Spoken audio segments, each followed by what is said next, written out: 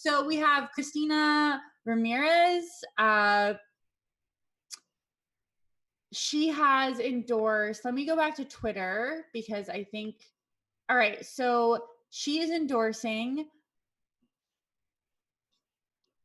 Teresa Fernandez in New Mexico, Kara Eastman, Georgette Gomez in California, Mary Newman in Illinois, Jessica Cisneros in Texas, and Samelys Lopez in New York.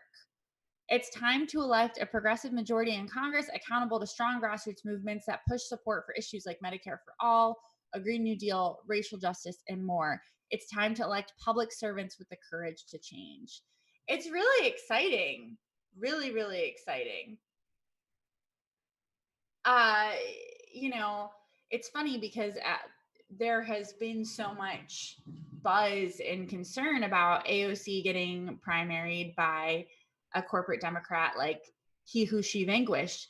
But the reality is that progressives have been mobilizing. The squad has done a really good job of not just being incredibly effective in Congress, but also doing a lot of behind the scenes work to ensure that their legacy, well, I mean, and I don't want to call it a legacy because that almost implies they're not going to do several more terms, but they have been doing an excellent job of like, okay, let's keep it going. Let's elect more progressive, like she said, public servants, people who are engaged citizens with normal jobs, who do not have super PACs with millions and billions of dollars in them. It's really, really exciting. Texas 28 is he loves private prisons. Yeah, I mean, and so this is exciting. I'll definitely be donating to these candidates and hopefully boosting them online and doing whatever I can. Good for AOC. She's kind of wonderful. Blood Donuts, climate change is barely covered on American public media. Billionaire underwriters are the largest reasons. Yeah, I mean, it's really bizarre to me that climate change as an existential threat to all of us isn't something that gets embraced.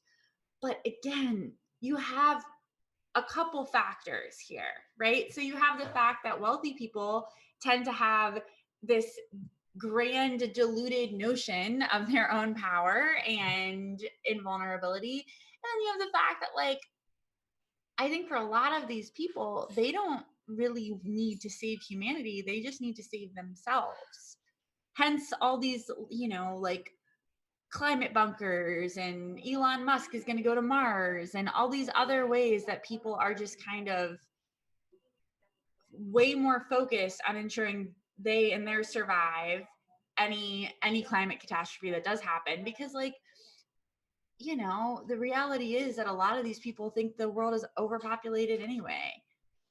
And I'm not saying that overpopulation isn't something we should talk about, but I think it's something we should be aware is frequently a signal word for there are too many poor people.